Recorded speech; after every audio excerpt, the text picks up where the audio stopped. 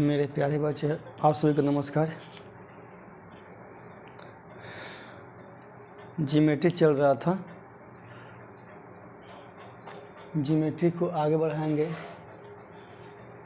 जितने भी सारे टर्म होते हैं ध्यान से सीखिएगा, ये सभी के सभी टर्म बहुत ही इम्पोर्टेंट हैं, सभी के सब बहुत महत्वपूर्ण हैं, इसलिए ध्यान से समझने की कोशिश कीजिएगा। पॉइंट तक हो गया था। पॉइंट में हम बताए थे कि पॉइंट में ना ही लेंथ होता है, ना चौड़ाई होती है और ना ही उसकी ऊंचाई होती है। No length, no breadth, no height.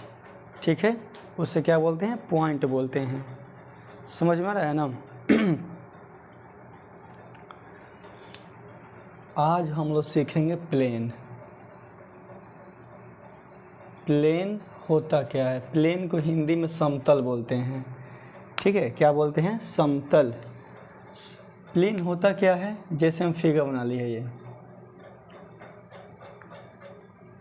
इस फिगर को हम इधर से भी, इधर से भी, इधर से भी और इधर से भी हम बढ़ा सकते हैं। तो प्लेन क्या होता है? प्लेन एक सरफेस होता है। सरफेस का मतलब होता है एक चिकना सतह होता है। जैसे मेरे पास एक किताब है, ये क्या है? प्लेन है, ये सरफेस है। ठीक है, उसी तरह से प्लेन है। ठीक है, प्लेन क्या होता है?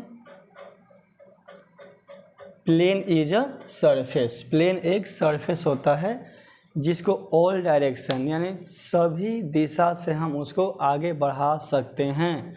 समझ में आ रहा है? क्लियर? कोई दिक्कत? कोई दिक्कत नहीं। ठीक है, तो प्लेन आपको समझ में आ गया। प्लेन क्या होता है? Plane is a surface, extends all directions. इसको हम सभी डायरेक्शन से बढ़ा सकते हैं। क्लियर हुआ कि नहीं? मेरे ख्याल से क्लियर हो गया। हमको आगे बढ़ना चाहिए। ठीक है, इसके बाद हमको पढ़ना है लाइन। क्या पढ़ना है? लाइन। इसे मिटा देते हैं। लाइन, लाइन को हिंदी में बोलते हैं रेखा। ठीक है, लाइन को हिंदी में क्या बोलते हैं? रेखा। बहुत ध्यान से समझिएगा, लाइन होता क्या है।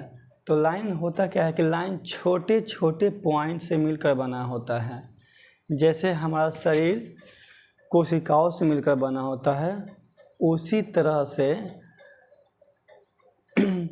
लाइन जो होता है ये छोटे छोटे पॉइंट से मिलकर बना होता है। जैसे ये डॉटेड लाइन दे रहे हैं, छोटे छोटे पॉइंट हम दे रहे हैं। इसको हम मैच कर दे रहे हैं छोटे बच्चे की तरह। जैसे क लिखते हैं ना, इस तरह से,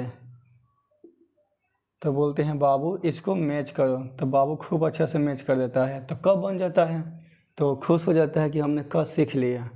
ठीक है, उसी तरह से आप भी छोटे छोटे पॉइंट को मिलाइएगा तो ये खूब सुंदर एक लाइन बन जाएगा। और इसको हम आगे बढ़ा सकते हैं, कोई दिक्कत नहीं है। इधर भी बढ़ा दीजिए, इधर बढ़ा दीजिए, मतलब इसको किसी भी दिशा से, मतलब दोनों साइड से इसको हम आगे बढ़ाते जाएंगे, आगे हम इसको बढ़ाते जाएंगे। ठीक है, इसको बढ़ाते बढ़ाते बहुत दूर तक लेके चले जाएंगे। इसमें कोई लिमिट नहीं है, इधर भी बढ़ सकता है और इधर भी बढ़ सकता है। तो आप सोचेंगे कि सर जब दोनों तरफ से बढ़ा सकते हैं इसको, तो इसमें कोई एंड पॉइंट नहीं है। सही बात है, इसमें कोई एंड पॉइंट नहीं है, तभी तो बोलते हैं a line has no end point. बात समझ में आ रही है? लाइन क्या होता है? लाइन के पास कोई भी अंत बिंदु नहीं होता है। ठीक है, लाइन को हम दोनों ही डायरेक्शन से आगे मूव कर सकते हैं, आगे हम उसको बढ़ा सकते हैं। क्लियर हुआ कि नहीं? कोई दिक्कत? ठीक है, इसे क्या बोलते हैं? लाइन बोलते हैं। सिंबल याद रखिएगा, अगर लाइन को हमको पढ़ना हो, जैसे हम इसका नाम देते हैं, ये ए हो गया, ये बी हो गया, ठीक है। तो हम ए बी तो ऐसे लिख देंगे, लेकिन हम इसको डिनोट कैसे करेंगे, दर्शाएंगे कैसे, तो इस तरीके से। इसको रीड कैसे करेंगे, तो लाइन ए बी, ठीक है। उसी तरह से ये हम एक लाइन खींच रहे हैं यहाँ पर,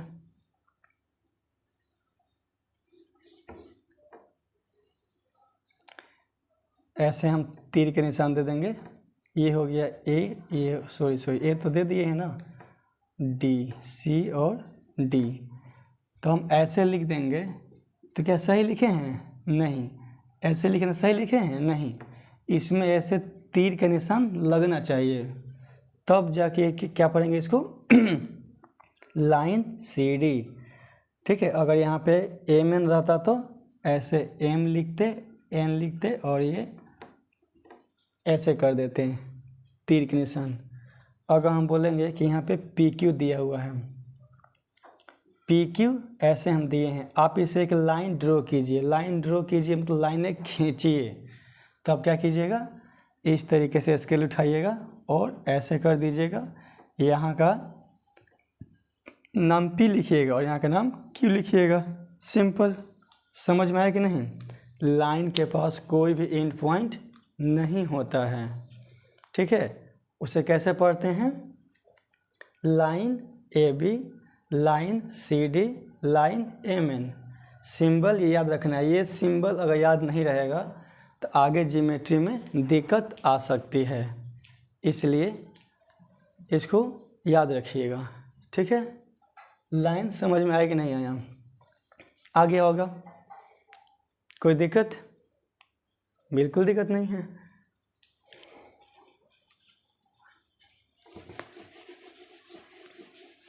ठीक है, अब एक बात बताइए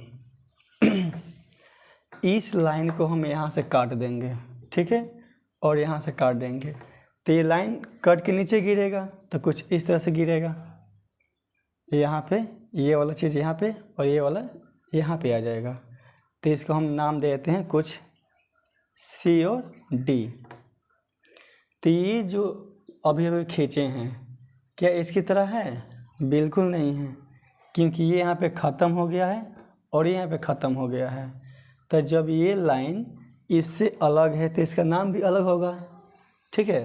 तो मैथ में उसको हम बोलते हैं लाइन सेगमेंट। लाइन सेगमेंट क्यों बोलते हैं, देखिए क्योंकि ये लाइन से कट रहा है, ठीक है, और चूँकि ये लाइन से कट रहा है तो इसको बोल दिए लाइन। आगे देखिए, ठीक है, चिंता मत कीजिए, सब समझ में आएगा। सेगमेंट का मतलब होता है खंड या टुकड़ा, ठीक है। सेगमेंट का मतलब क्या होता है, खंड या टुकड़ा। तो ये लाइन से कटा हुआ है तो क्या बोलेंगे, लाइन सेगमेंट, ठीक है। क्योंकि ये लाइन से कट रहा है तो क्या बोलेंगे, इसको लाइन सेगमेंट बोलेंगे। ये लाइन कहीं क्या है, अंश है, टुकड़ा है, पार्ट है, इसलिए इसको नाम देंगे हम लाइन सेगमेंट।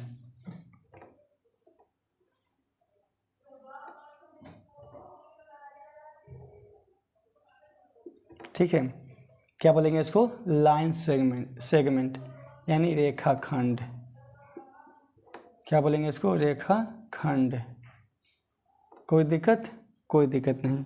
इसे लिखेंगे कैसे, तो सी डी ऐसे कर देंगे और इस तरीके से हम इसके मुंडी के ऊपर सिंबल दे देंगे। तो क्या पढ़ेंगे उसको, लाइन सेगमेंट सी डी। इसे क्या पढ़ेंगे, बोलिए बोलिए, क्या पढ़ेंगे इसको, लाइन ए बी। इसे लाइन सेगमेंट क्यों बोलेंगे, क्योंकि लाइन का ही टुकड़ा है, तो लाइन को लाइन बोलेंगे और टुकड़ा का सेगमेंट बोलेंगे, तो लाइन सेगमेंट हो गया। तो बात समझ में आया कि लाइन सेगमेंट ही क्यों बोलते हैं उसको, ठीक है, क्योंकि वो लाइन से कट रहा है, तो कटेगा तो टुकड़ा गिरेगा, तो उस टुकड़ा को क्या बोलते हैं, सेगमेंट। और हिंदी में क्या बोलते हैं उसको, खंड, यानी रेखा खंड। ये रेखा का खंड है इसलिए रेखा खंड बोलेंगे इसको। क्लियर हुआ कि नहीं, क्लियर हो गया, कोई दिक्कत, बिल्कुल दिक्कत नहीं है। चलिए हम आगे चलते हैं। अब देखिए, हर चीज़ का मिड पॉइंट होता है। दुनिया की ऐसे कोई वस्तु नहीं है जिसका मिड पॉइंट ना हो। ठीक है, तो ये लाइन है, शुरू में ही बताए हैं कि ये क्या है, लाइन है। कैसे पता किए हैं, क्योंकि यहाँ पर तीर का निशान लगा हुआ है और ये आगे बढ़ सकता है। तो ये क्या है, लाइन है। तो इसका भी मिड पॉइंट होगा। तो ज़रा देखिए, तो इसका मिड पॉइंट हो गया, तो यहाँ से कुछ दिखाई दे रहा है। तो आप बोलिए सर हाँ सर ऐसे कुछ दिखाई दे रहा है करके। तो ये जो चित्र बना हुआ है ये जो फिगर बन गया, क्या इस फिगर से ए बी फिगर से मैच किया? नहीं किया। मैच किया है? नहीं किया है। तो जब उस फिगर से मैच नहीं किया है तो उसका नाम भी तो स्पेशल होना चाहिए ना। ठीक है, तो इसको नाम दिया गया रे। रे का मतलब होता है किरण। ठीक है, क्या बोलेंगे, रे। और रे को ध्यान से देखिए, इसमें तो आगे हम बढ़ा सकते हैं, कोई डाउट नहीं है। लेकिन क्या इसमें हम पीछे गिर सकते हैं? नहीं, क्योंकि यहाँ से एक कट गया है। तो ये कट गया तो यहाँ से नीचे गिरेगा। ठीक है, तो चूँकि ये लाइन था पहले से, तो आगे बढ़ते जाएगी। ते भी तो वैसा ही चलेगा, आगे बढ़ते जाएगा। लेकिन इधर से आगे बढ़ेगा? नहीं बढ़ेगा। तो रे के पास एक ही एंड पॉइंट होता है। ये ओ जो है ना, इस रे का एंड पॉइंट, ये ख़त्म पॉइंट है। यहाँ पे ख़त्म हो जाता है लाइन। कोई दिक्कत नहीं। ठीक है, रे क्या होता है, तो अ रे हैज़ वन एंड पॉइंट। एक रे के पास एक ही एंड पॉइंट होता है। इस बात को ध्यान रखिएगा। अगर इसे आप नहीं समझेंगे तो एंगल में बहुत ही दिक्कत आएगी। इसलिए ध्यान को मत भटकाइए और पढ़ाई पर ध्यान दीजिए। ठीक है, आगे बढ़ें। लाइन क्या होता है, बोलिए लाइन क्या होता है? Line, a line has no end point. एक लाइन के पास कोई एंड पॉइंट नहीं होती है। ठीक है, फिर पूछेंगे हम लाइन सेगमेंट क्या होता है, तो आप याद कीजिएगा कि ओ लाइन सेगमेंट सर पूछ रहे हैं। तो सेगमेंट का मतलब खंड या टुकड़ा होता है। ठीक है, और लाइन बोले हैं तो लाइन से ही कट के नीचे गिरा होगा। तो रेखा, लाइन के टुकड़े को क्या बोलते हैं? Line segment. जब टुकड़ा नीचे गिरेगा तो उसका दो एंड पॉइंट होगा। ठीक है, तो a line segment has two end point. एक लाइन सेगमेंट के पास दो एंड पॉइंट होता है। इसको कैसे डिनोट करते हैं हम लिख कर समझा दिए हैं। अब अगला क्वेश्चन आएगा कि रे क्या होता है। रे क्या होता है, तो एक रे के पास एक ही एंड पॉइंट होता है। इधर हम अनगिनत इसको हम बढ़ा सकते हैं, कोई दिक्कत नहीं है। ठीक है, आगे बढ़ें। जी सर, आगे बढ़िए। चलिए हम आगे बढ़ते हैं। लाइन सेगमेंट और रे समझ में आया कि नहीं आया? ठीक है, अब हम चलते हैं कोप्लेनर लाइन में। और कोप्लेनर लाइन क्या होता है उसे समझिए।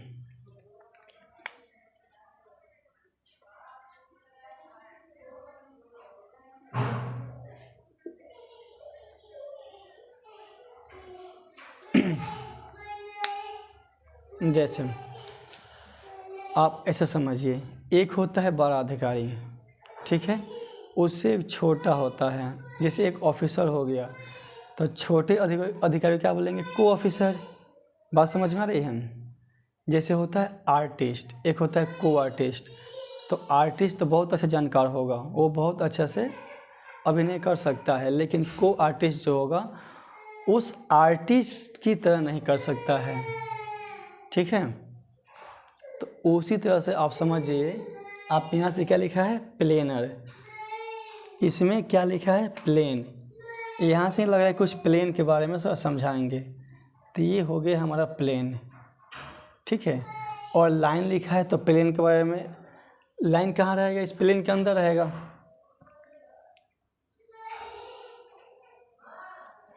तो देखिए, ये जितने भी लाइन हम खींचे हुए हैं ये सब एक ही प्लेन के अंदर हैं। बात समझ में आ रहा है? तो जब सेम प्लेन के अंदर, एक ही प्लेन के अंदर हम लाइन खींच देते हैं तो उसको बोलते हैं कोप्लेनर लाइन। क्लियर हुआ? ठीक है, कोई दिक्कत? कोई दिक्कत नहीं। ठीक है, अब चलते हैं हम इंटरसेक्ट लाइन। स्पेलिंग अगर गलत लिख दें तो माफ़ कीजिएगा, मिस्टेक हो सकती है। इंटरसेक्ट लाइन क्या होता है? ये हो गया ए बी, चूँकि यहाँ पे लाइन लिखा है तो हम लाइन का ही सिंबल देंगे। ये ए बी क्या है? रे है, लाइन है या लाइन सेगमेंट है? तो आप देखिए यहाँ पे तीर लगा हुआ है।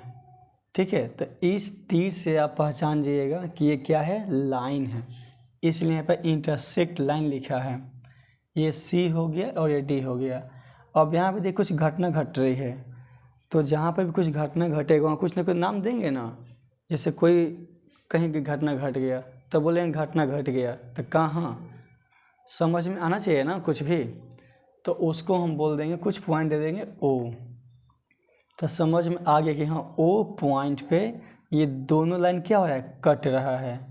ठीक है, तो जब दो लाइन एक बिंदु पर आकर कटती है उसे क्या बोलते हैं, इंटरसेक्ट लाइन। बात समझ में आ रहा है ना? क्या बोल रहे हैं हम कि जब दो लाइनें एक बिंदु पर आके कट जाए तो उन दोनों लाइन को क्या बोलेंगे, इंटरसेक्ट लाइन बोलेंगे। क्लियर हो कि नहीं? बताइए, समझ में आ रहा है? तो आप बोलेंगे जी सर समझ में आ रहा है। इंटरसेक्ट लाइन समझ में आ गया, कोप्लेनर लाइन क्या होता है समझ में आ गया। ठीक है, अब चलते हैं हम आगे।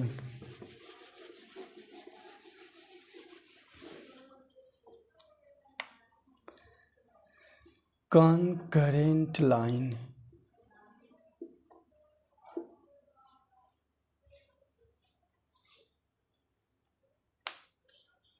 ठीक है, यहाँ तक कोई दिक्कत है?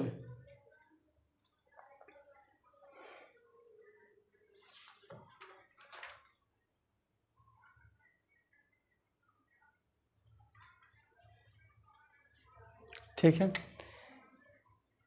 क्या है, कॉन्करेंट लाइंस। अब यहाँ पे आप सोचेंगे कि कॉन्करेंट लाइन क्या होता है, कॉन्करेंट लाइन क्या होता है। ठीक है, तो कॉन्करेंट लाइन क्या होता है, देखिए ये कोई पॉइंट हो गया, यहाँ से कोई लाइन आया ऐसे ड्रॉ कर दिया, अगला इंसान आके बोला कि हम ऐसे ड्रॉ करेंगे, कोई बात नहीं कर दो। तीसरा बोला कि हम भी खेलेंगे, हम भी पार्टिसिपेट करेंगे। चौथा बोला कि ठीक है चलो हम भी आ गए, अब बोलो क्या करोगे? बोला कोई दिक्कत नहीं, कोई हमको क्या दिक्कत है। फिर आया एक और बोला कि चलो हमसे भी ले लो एगो लाइन। ठीक है, तो वहाँ पे एक और खड़ा था, वो मुंह फुलाया था, बोला कि चलो तुम भी आ जाओ खेल लो, तो सब खेल लिया। तो सब क्या किया कि एक ही पॉइंट से सभी लाइंस को ड्रॉ किया। तो ध्यान से देखिए, हम सब लाइन ही बनाए हुए हैं। ठीक है, ये सारे के सारे लाइन एक ही पॉइंट से होकर गुजर रही है। ये सारे के सारे पॉइंट जो है एक ही सारे के सारे जो लाइन है एक ही पॉइंट के थ्रू पास हो रही है। समझ में आ रहा है? कोई दिक्कत? कोई दिक्कत नहीं। कॉन्करेंट लाइंस क्या होती है समझ में आया? चलिए बहुत अच्छा। अब हम चल रहे हैं आगे। यहाँ तक कोई दिक्कत है? कोई दिक्कत नहीं। चलिए हम पढ़ते हैं अब।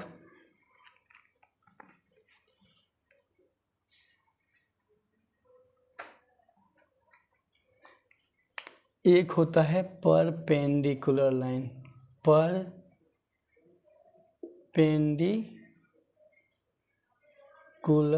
लाइंस। अब परपेंडिकुलर लाइंस क्या होता है? तो परपेंडिकुलर लाइंस होता है कि जब दो लाइनें 90 डिग्री पर इंटरसेक्ट हों। ठीक है, ये बी, ये सी और ये डी। देखिए क्या हो रहा है कि ये दो लाइन है ना, ए बी एक लाइन है। हम लाइन क्यों बोल रहे हैं, बात समझ में आ रही है?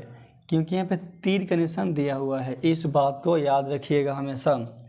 ए बी क्या है, एक लाइन है, सी डी क्या एक लाइन है, और ये कितनी डिग्री पे कट रही है? एट 90 डिग्री पे। ठीक है, 90 डिग्री पे क्या हो रही है? कट हो रही है। इसलिए इसे क्या बोलेंगे? Perpendicular line. इसके पहले आया था इंटरसेक्ट लाइंस। तो इंटरसेक्ट लाइन क्या होता है? जब दो लाइनें एक बिंदु पर कटती है तो उसे क्या बोलते हैं? इंटरसेक्ट लाइंस बोलते हैं। बात समझ में आया? परपेंडिकुलर लाइंस क्या होता है? जब दो लाइनें 90 डिग्री पर कटे उसे क्या बोलते हैं? Perpendicular lines. आप नोट्स बनाइएगा तो स्केल से खींचिएगा, स्केल से सीधा होगा, वहाँ पे 90 डिग्री पे कट जाएगा। बात समझ में आ रहा है? ठीक है, चलिए आगे हम चलते हैं।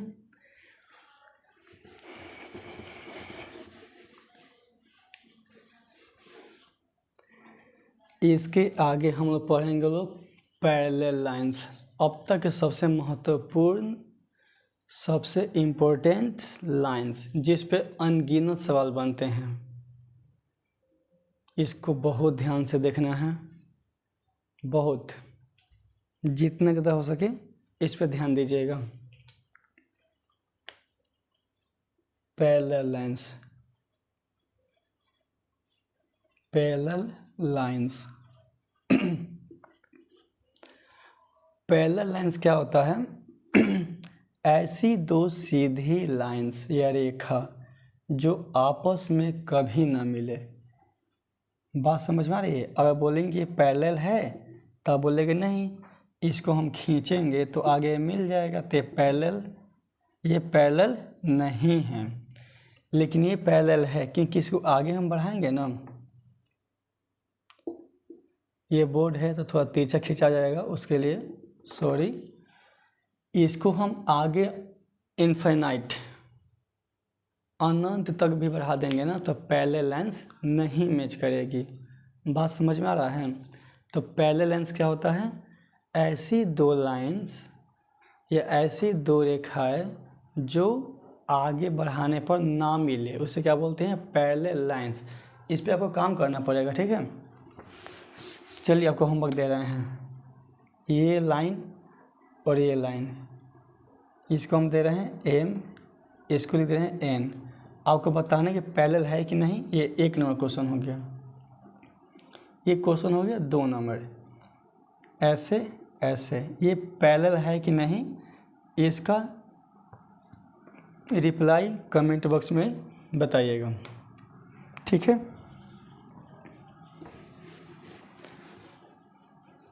हम यहाँ पर थे पैरेलल लाइंस पे। हम बोले हैं ना कि इसको ध्यान से देखना है, एकदम बिल्कुल नहीं, पूरा कंसंट्रेशन बना लीजिए। इस पे बहुत सारे क्वेश्चन बनते हैं जिसकी प्रॉपर्टीज हम बताने जा रहे हैं, इस पर ध्यान दीजिएगा। अगर इसको आप सही से समझ गए तो लाइंस एंगल क्लियर हो जाएगा। आपके जो रोम्बस हैं, स्क्वायर हैं, रेक्टेंगल है, ट्रेपीजियम है, इन सब की प्रॉपर्टीज नहीं याद रहेगी। जिसमें भी पैरेलल लाइंस आते हैं ये अपना गुण दिखाता है, ये असर करना शुरू कर देता है कि हम आ चुके हैं, मुझे अप्लाई नहीं करोगे तो हम गलती बन जाएंगे।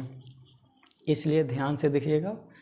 पहला प्रॉपर्टीज ध्यान से, अगर दो लाइन पैरेलल्स हैं तब क्या क्या होती है, एकदम बिल्कुल खूब ध्यान से देखना है।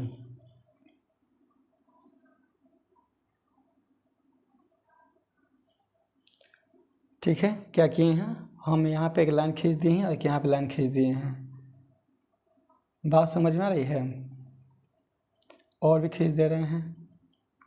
और भी खींच दे रहे हैं, और भी खींच दे रहे हैं, और भी खींच दे रहे हैं। कुछ देर के लिए हम यहाँ से हट रहे हैं।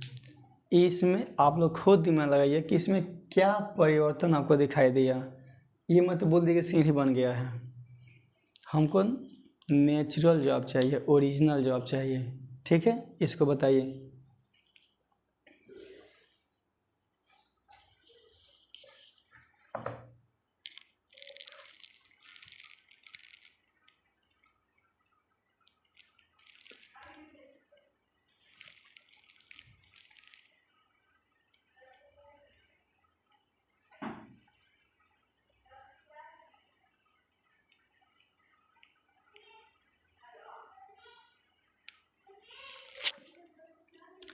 चलिए हम फिर से आ गए। आप लोग क्या सोचे हैं, ठीक है, बताइएगा।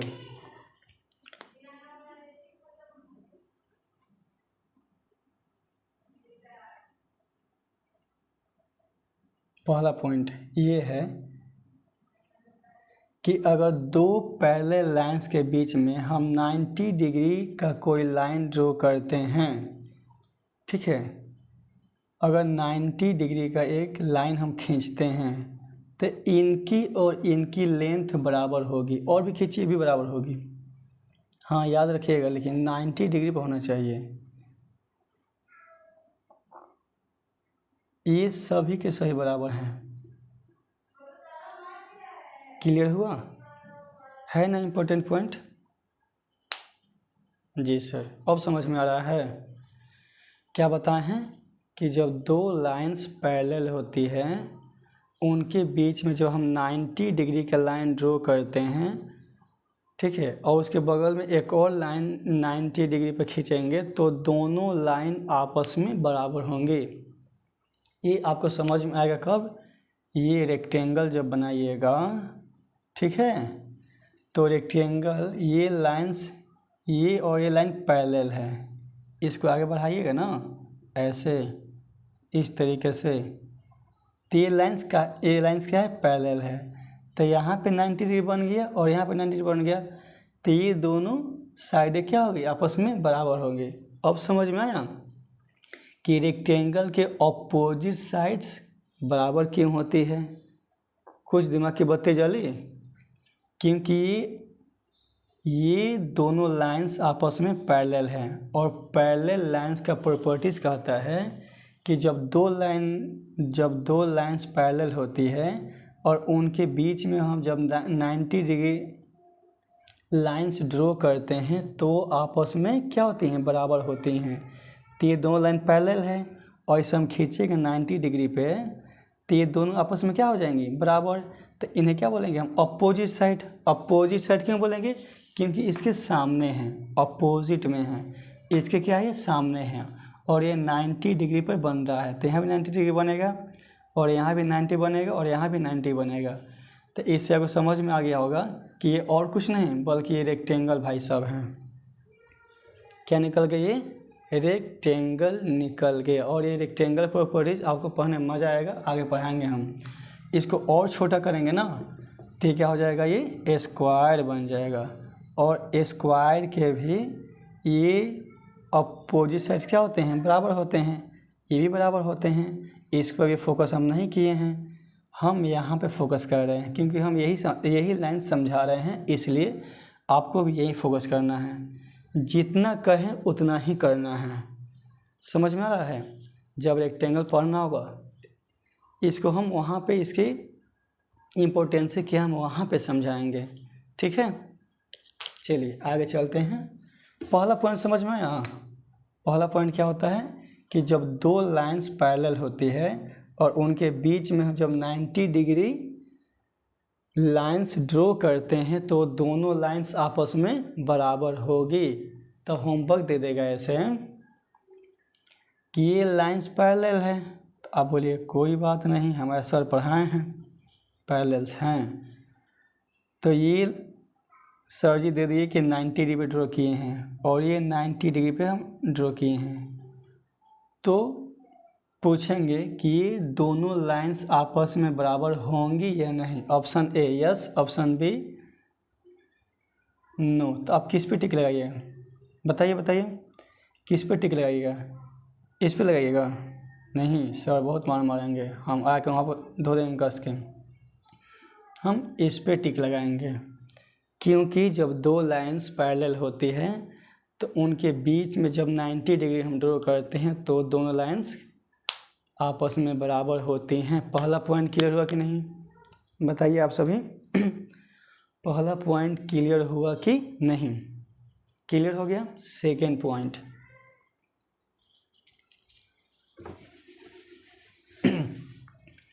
Point number 2। पॉइंट नंबर 2 है, उसी से रिलेटेड है कि जब दो लाइंस पैरेलल होती है तो उनके बीच में जब हम 90 डिग्री ड्रॉ करते हैं तो ये भी पैरेलल्स होती हैं। इसे भी आगे बढ़ाइएगा ना, ठीक है सर जी। ये और ये, तो ये भी आगे मैच नहीं करेंगे। बात समझ में आया? तो अब आपको समझ में आ रहा होगा कि रेक्टेंगल में ऐसा कुछ फिगर होता है ना, इस तरीके से, इस तरीके से। तो अभी तो हम 90 ड्रॉ किए हैं, तो ये लाइंस और ये लाइंस क्या होंगे? इसके पहले बताए थे बराबर होंगे, बराबर हैं, कोई दिक्कत नहीं। और ये पैरेलल भी होगा। बात समझ में? ये तो पैरेलल ऑलरेडी है, क्योंकि इसी की तो पढ़ा रहे हैं ना अभी हम। ये मैच कर गया ना, मेरा फोकस यहाँ पर है। तो पॉइंट नंबर 2 समझ में आया कि जब दो लाइंस पैरेलल होती हैं और उनके बीच में जब 90 डिग्री आप ड्रॉ कीजिएगा तो लाइंस भी क्या होगी? पैरेलल होगी। इतना क्लियर हो कि नहीं, बोलिए? इतना क्लियर हुआ कि नहीं? ठीक है, तब तक आप लोग कुछ बनाइएगा इसको। 1 मिनट का आप समय दिए हैं।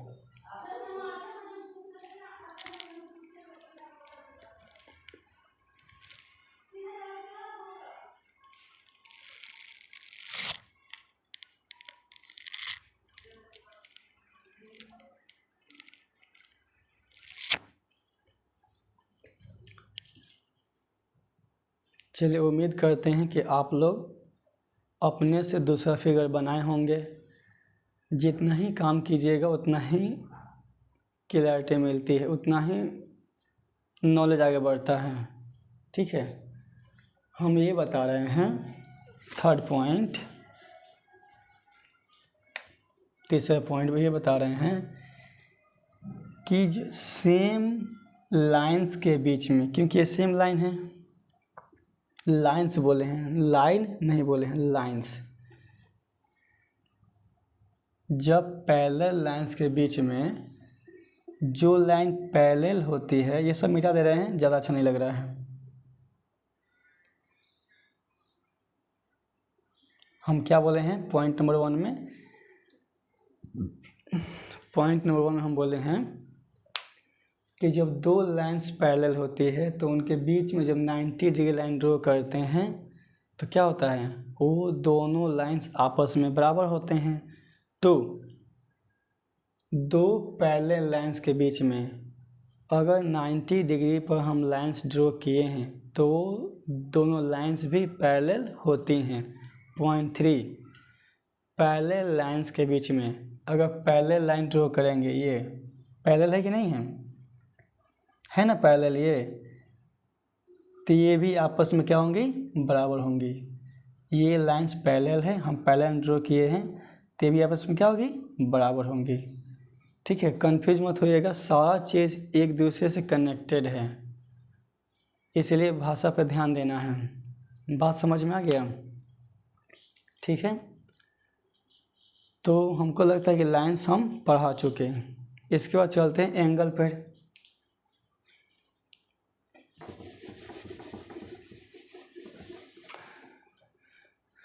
एंगल्स के बारे में आप लोग क्या जानते हैं, थोड़ा बताइए मुझे। तो कहिएगा सर एंगल्स तो हम तो ऐसे पढ़े हैं, ठीक है, किताब में भी ऐसा ही देखते हैं कि फिगर बना होता है, लेकिन हमको समझ नहीं आता है, लेकिन हम आपका डाउट आउट कर देते हैं, कोई दिक्कत नहीं।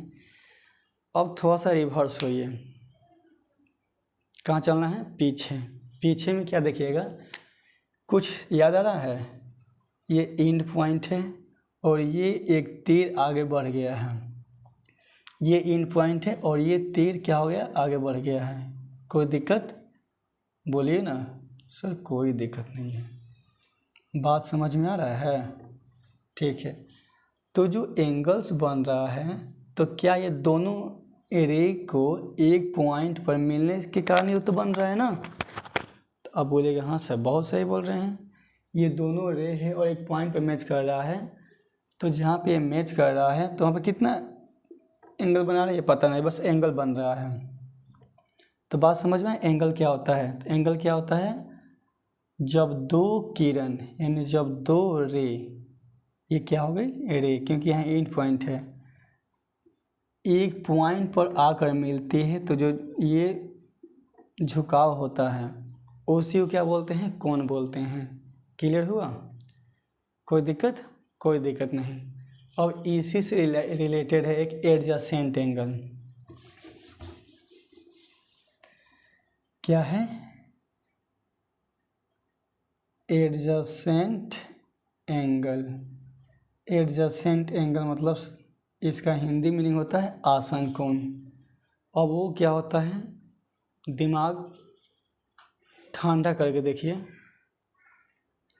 चलिए हम यहाँ से लाइन एक और खींच दिए, तो अब क्या बोलिएगा कि सर अभी भी जो लाइन आप ड्रॉ किए हैं ये आप एक रे ही ड्रॉ किए हैं, इसे आप लोग लाइन सेगमेंट और लाइंस नहीं बोल सकते हैं, इसे आप लोग रे ही बोल सकते हैं। कोई दिक्कत? कोई दिक्कत नहीं।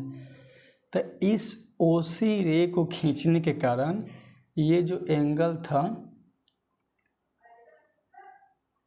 दो भागों में बट गया। ठीक है। तो जब अलग बनेगा तो उसका अलग नाम देंगे। तो ये एंगल्स अलग हो गए तो इसको क्या बोलेंगे हम? Adjacent angle. लेकिन आप कहिएगा सर एडजेसेंट ही क्यों बोलेंगे? कुछ कारण बताइए, कुछ क्लियर तो होना चाहिए ना कि हम पढ़ाई कर रहे हैं। ठीक है। कोई एडजेसेंट पूछेगा तो क्या बताएंगे हम? ऐसे ही ऐसे कर देंगे, ऐसे कर देंगे, हो जाएगा? नहीं। समझिए बात को।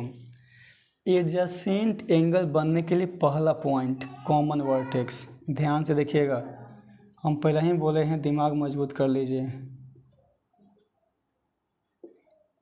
है कि नहीं? कॉमन वर्टेक्स बोलिए बोलिए।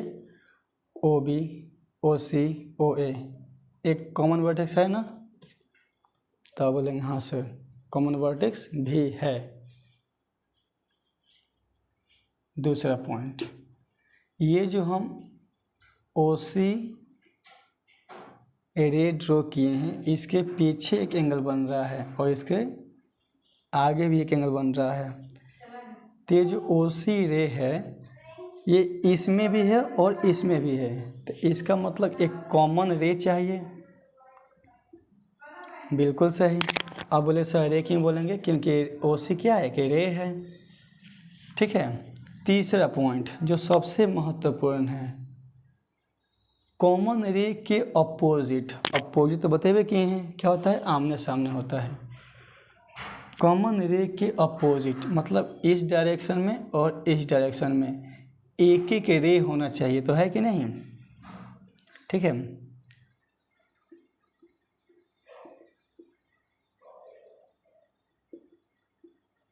अपोजिट साइड्स में क्या होना चाहिए?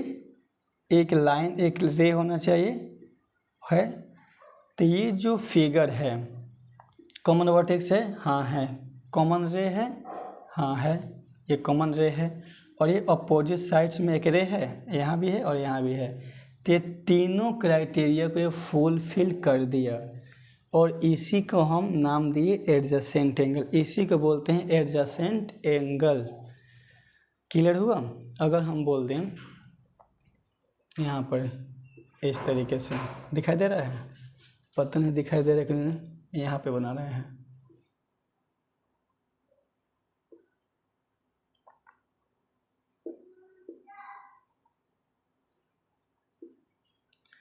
ये एंगल और ये एंगल एडजेसेंट होगा कि नहीं होगा?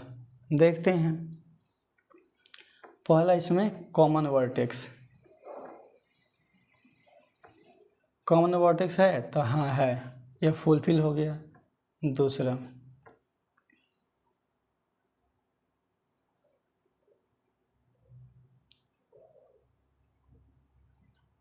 कॉमन रे, कॉमन रे है कि नहीं, कॉमन रे का मतलब दोनों में आना चाहिए। ओसी जो है इसमें भी आ रहा है और इसमें भी आ रहा है। तो देखिए ये जो एंगल बन रहा है इसका नाम क्या है, COB। ये एंगल बन रहा है, लेकिन ये एंगल यहाँ से यहाँ तक बन रहा है। देखिए इसका नाम क्या देंगे, AOC, सॉरी AOB।